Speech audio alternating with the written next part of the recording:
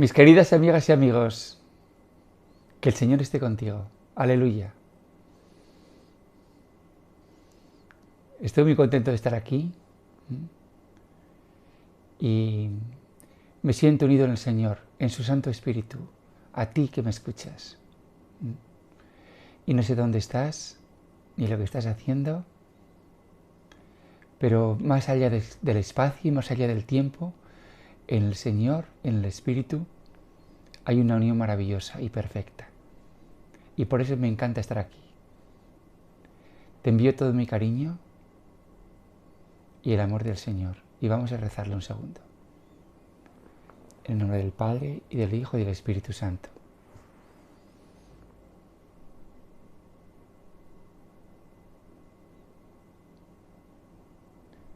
Ven, Espíritu Divino. Manda tu luz desde el cielo. Ven, dulce huésped del alma. Ven, Espíritu de Jesús. Ven, Consolador. Descanso. Apoyo. Alivio. Salvación.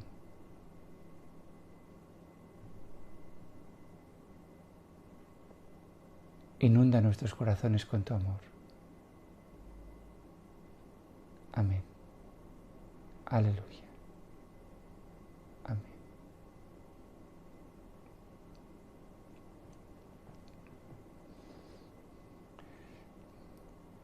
Esta es la tercera charla en la que quiero hablar de este tema tan importante que es la idolatría. Y hemos visto en las anteriores pues que surge esto como de una necesidad que tenemos los seres humanos, ¿no? De absolutos.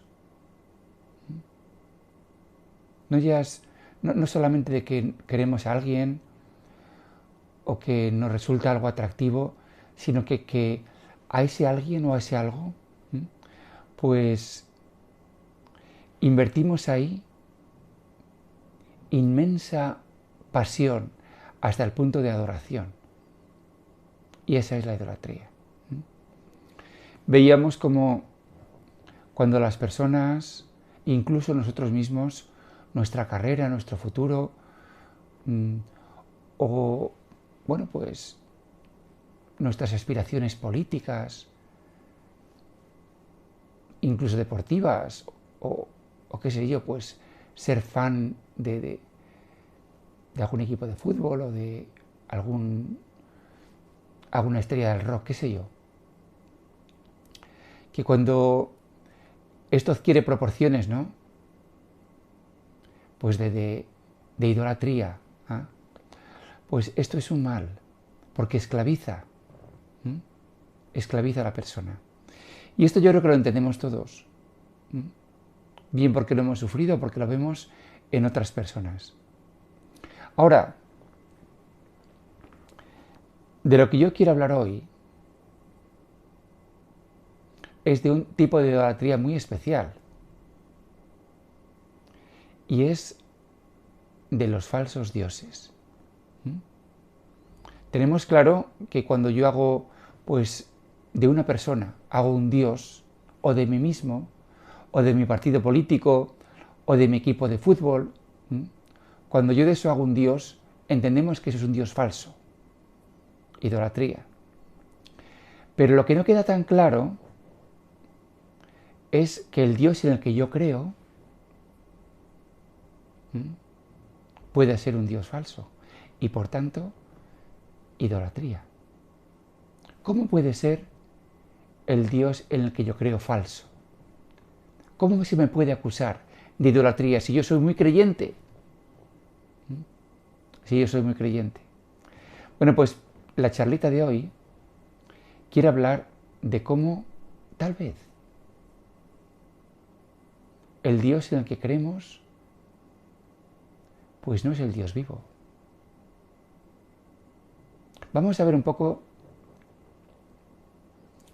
cómo era el Dios del Antiguo Testamento, ¿no? Cómo era Yahvé. Bueno, pues Dios se manifiesta como profundamente trascendental, trascendente. No tiene rostro. Y su nombre es extraño, soy el que soy. Casi como decir, déjame, no te quiero revelar mi nombre, yo soy, basta. Es un Dios en ocasiones terrible y que en la ley se manifiesta como aquel que premia y castiga según el comportamiento del ser humano, ¿no? Premiador o castigador. ¿Cómo premia a Dios? Pues lo hemos visto también, ¿no?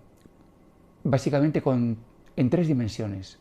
Riquezas, bienestar material, por una parte.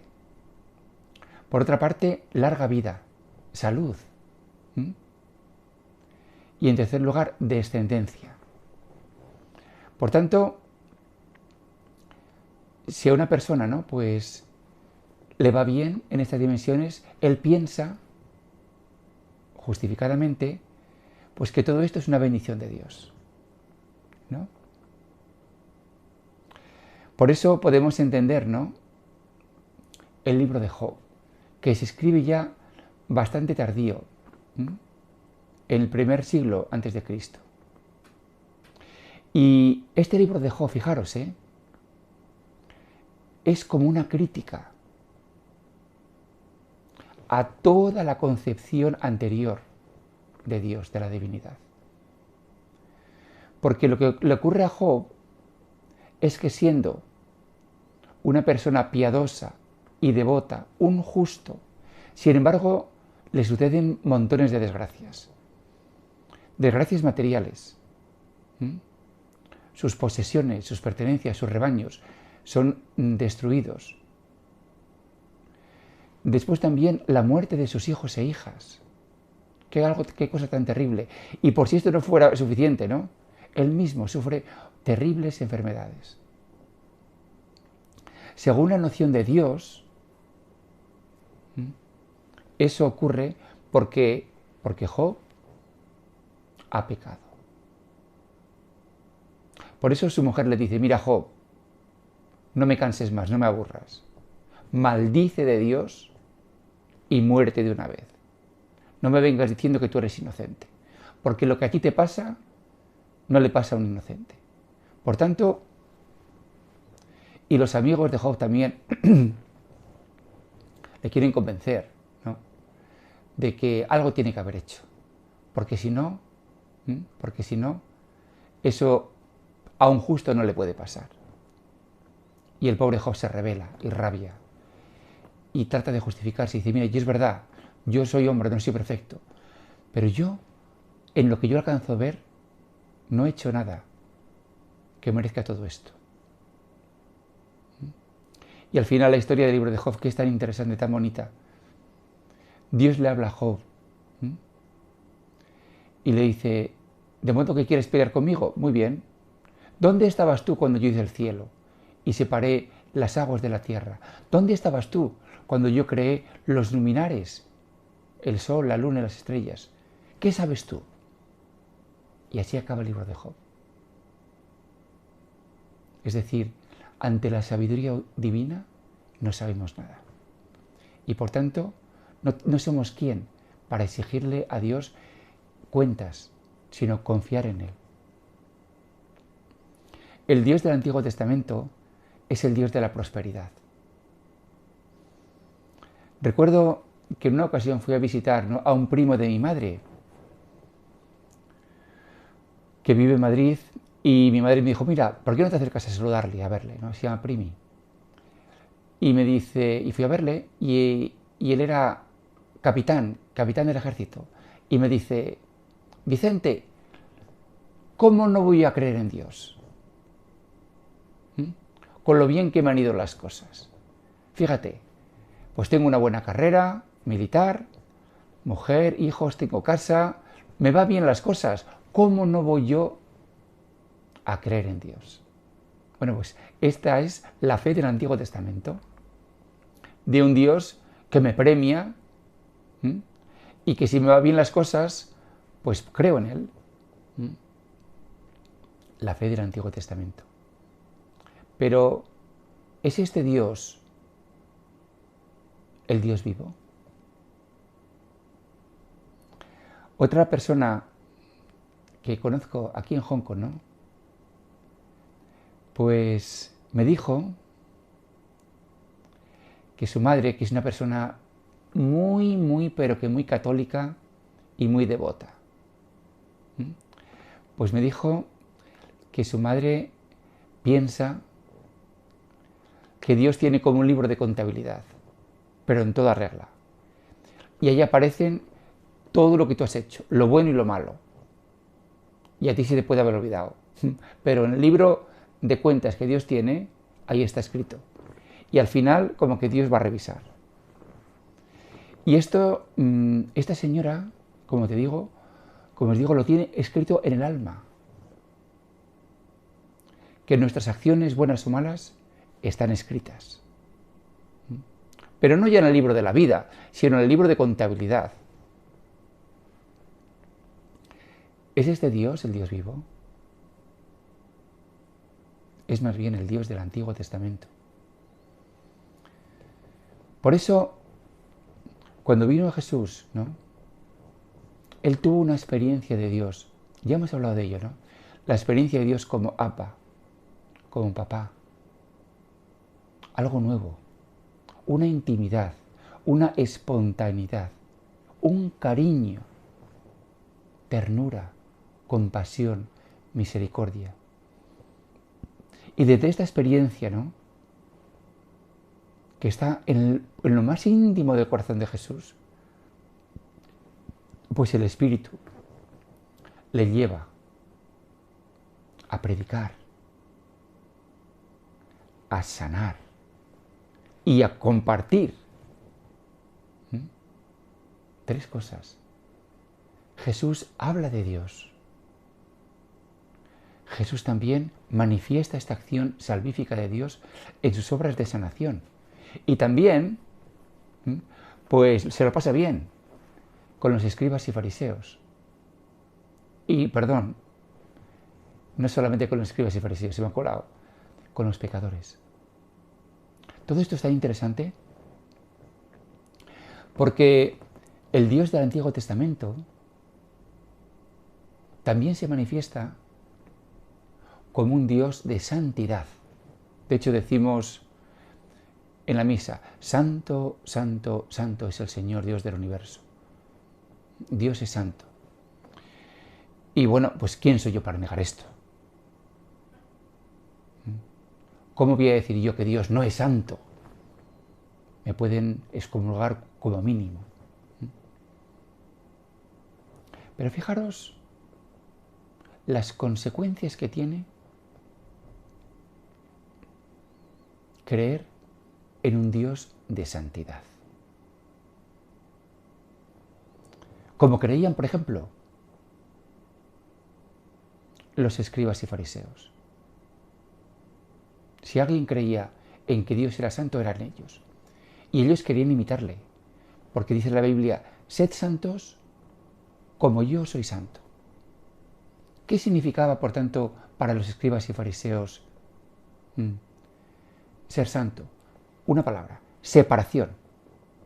Y eso es lo que significa también fariseo, separado. ¿Separado de quién?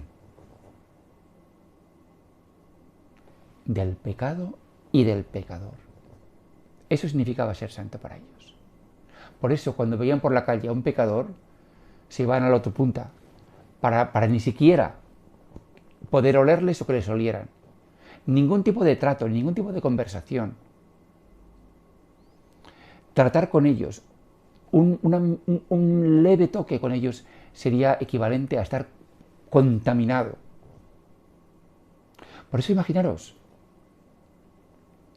que Jesús se acerca a los pecadores, come con ellos, algo impensable para estos santos, estos santurrones, escribas y fariseos, come con ellos. En una ocasión, si recordáis, ¿no? Viene una pecadora pública, se pone en los pies de Jesús, llora, le toca, ¡le toca! Y el fariseo que estaba allí, que le había invitado a un tal Simón, dice, uy, si este realmente fuera un profeta, sabría qué clase de mujer es esta. Y Jesús se deja tocar por una pecadora, por una prostituta. Porque el Dios de Jesús no es el Dios de santidad. Entendiendo la santidad como la entendían los fariseos, como separación, como distancia, como ser diferentes. Jesús entiende la santidad de Dios de una manera completamente distinta. La entiende como amor, como compasión, como venir a buscar lo que estaba perdido. ¿Qué Dios es el Dios vivo? Y qué Dios... Fijémonos también en el Dios que se nos manifiesta en la maravillosa parábola del hijo pródigo, ¿no? Por una parte está el Dios del hijo mayor, que es el Dios de la moralidad, del portarse bien, del cumplimiento, del ser impecable, lo cual todo eso está muy bien.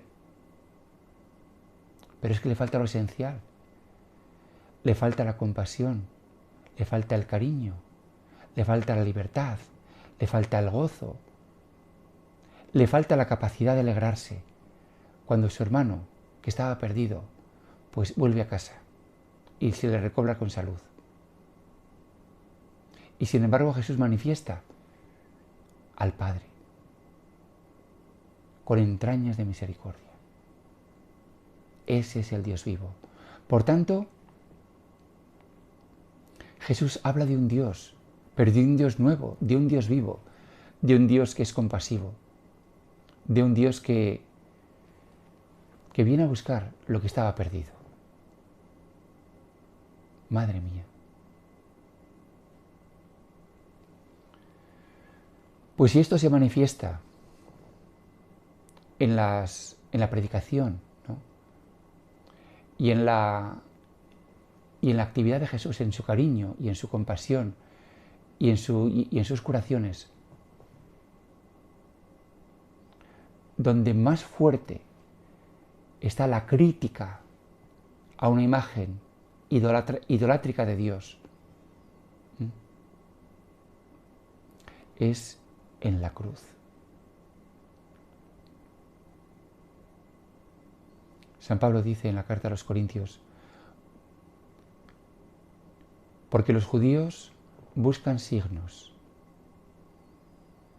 y los griegos sabiduría.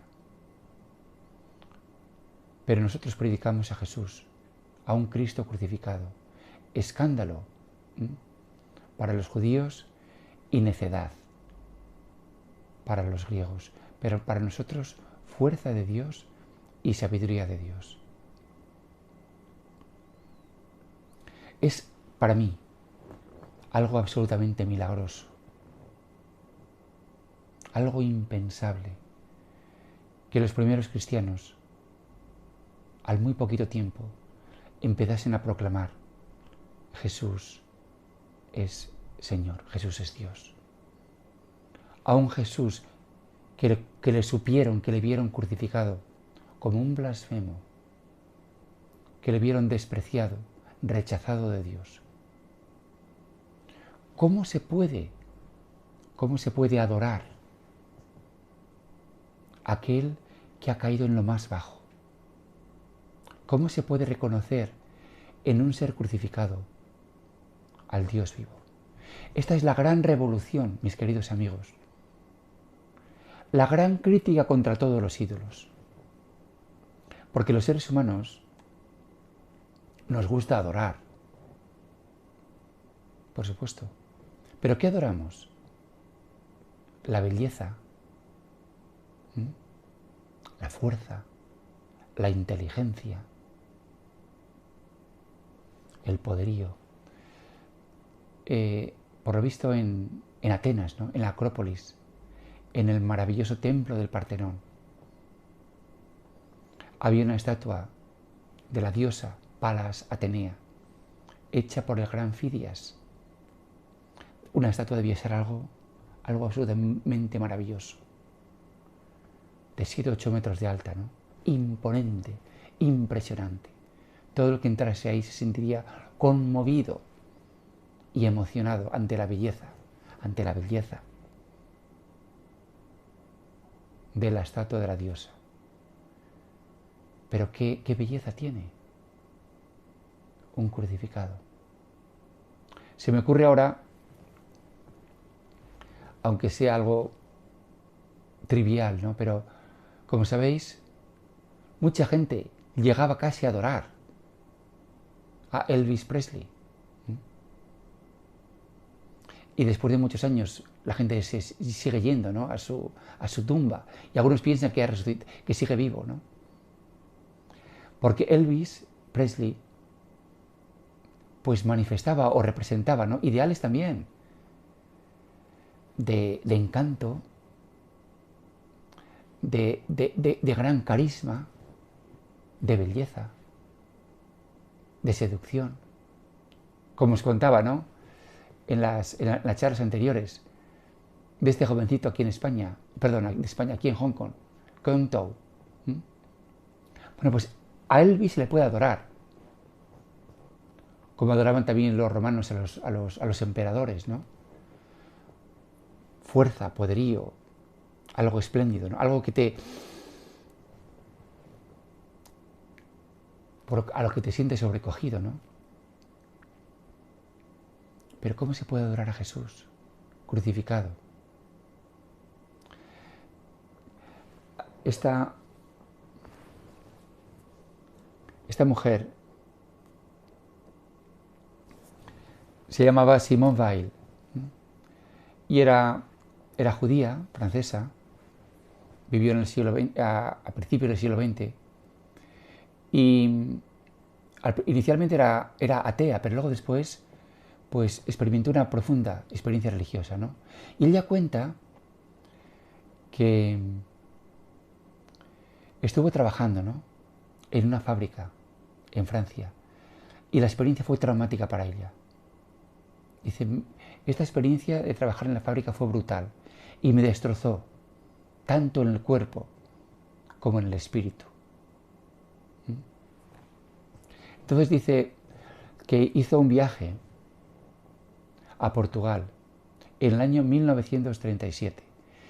Y dice, iba rota, destruida, en un estado miserable. Y llegué a un pueblo en Portugal que también era miserable. Y justamente era la fiesta patronal. Y este pueblo era un pueblo de pescadores, ¿no? Un pequeño pueblecito. Y entonces, pues, al ser la fiesta del patrón, pues hicieron una procesión por la playa, ¿no?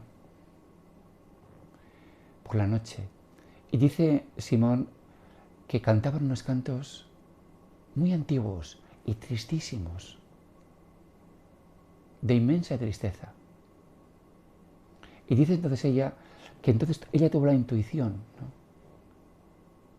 de que el cristianismo, con su Dios crucificado, es el Dios de todos los esclavos de la tierra. Que los esclavos de la tierra no pueden por menos de ser los adoradores del crucificado. Y dice ella, y yo también con ellos. Esto es maravilloso. Todos los esclavos de la tierra, todos los perdedores, todos los infelices, todos los que se sienten inadecuados, se sienten también profundamente atraídos por el Cristo. Como dice él también, como dice Jesús, cuando yo sea levantado de la tierra, atraeré a todos hacia mí. Jesucristo, el Dios vivo, el Dios crucificado, el que es crítica de todos los ídolos, se manifiesta como el Dios de los perdedores. El otro día vi la serie ya muy antigua, se llama The Practice. También la pusieron en España, la llamaban El Abogado. Y en un episodio que me pareció muy interesante, ¿no? Pues se trata de una de las abogadas que se llama Eleonor, y que es una mujer grandota, muy gordita. Y entonces pues no encuentra novio, entonces fue a estas agencias, ¿no? En las cuales la gente, pues no sé, pues ofrece, busca gente más o menos para poder iniciar una relación. Una especie como de se anuncian o algo así, ¿no? Entonces encontró pues una pareja y empezaron a comunicarse, a escribirse, a hablar por teléfono, y parece que la cosa iba bien. Y entonces ya por fin, pero aún no se habían visto, por fin deciden, ¿no? Pues encontrarse y quedan en una cafetería. Entonces aparece pues Elaine sentada y mirando, ¿no? A ver quién podía ser la persona con la que se había estado escribiendo, ¿no? Y entonces entra un chico muy guapo y se pone excitada, contenta, pero resulta que va y se dirige a otra chica y se decepciona. Y por fin entra un señor, calvo, sin ser atractivo, pero tampoco iba a decir muy desagradable, no llamaba tampoco la atención, pero no era por supuesto, no era ningún sex model, para nada. Pero automáticamente Eleonor quedó como desencantada, ¿no? Una mirada de disgusto apareció. Su expresión mostró este disgusto, ¿no? Entonces, bueno, pues intentó guardar el tipo, intentó más o menos hacer conversación, pero cuando el otro chico pues le hizo propuestas, ¿no? Pues para quedar para cenar, él ya le dio una excusa, ¿no? Y así acabó la cosa. Pero resulta que unas 3 semanas más tarde, este chico apareció en el bufete. Y la otra se sorprendió. ¿Qué haces aquí? Pues mira, pues es que he venido pues porque yo te quiero demandar. ¿Ah? ¿Cómo que demandar? Y empezaron a hablar, ¿no? ¿Por qué me quieres...? Y entonces le pregunto a este chico, vamos a ver, ¿por qué en cuanto me viste, automáticamente no te gusté? Si resulta que, pues cuando estábamos escribiéndonos, ¿no? Y tal, pues parecía que estabas contenta conmigo, ¿no? Y que la cosa podía tener futuro. Entonces ella le respondió, es que cuando te vi, me dio la impresión de que, por tu aspecto, ¿no? Que eras un perdedor. Y yo no quiero estar con un perdedor, le dijo.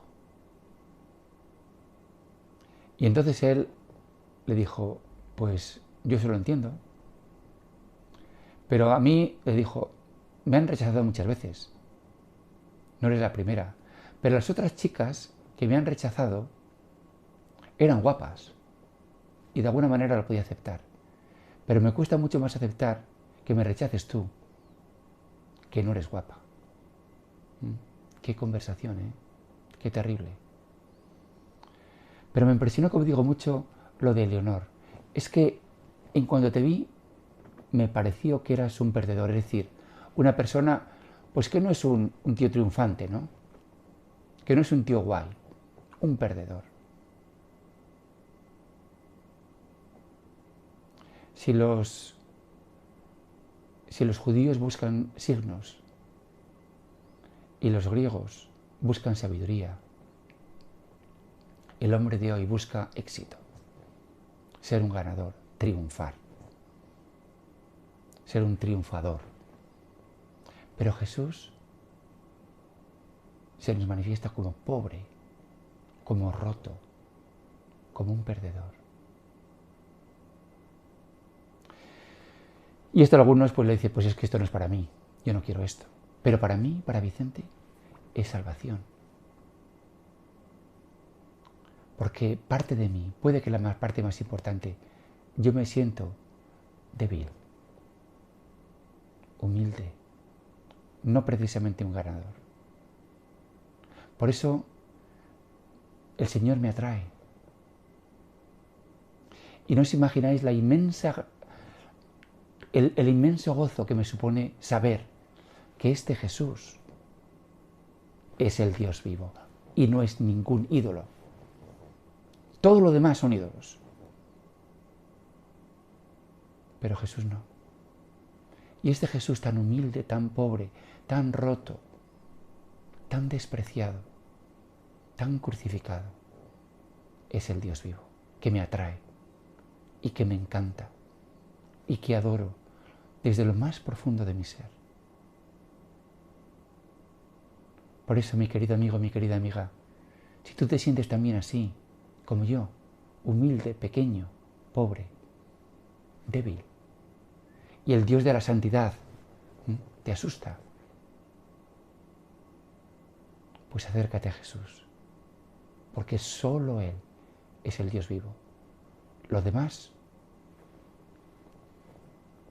ídolos, que te atraparán, que te esclavizarán y que te quitarán la vida. El Dios vivo, el Señor resucitado. Amén. Aleluya. Que el Señor te bendiga.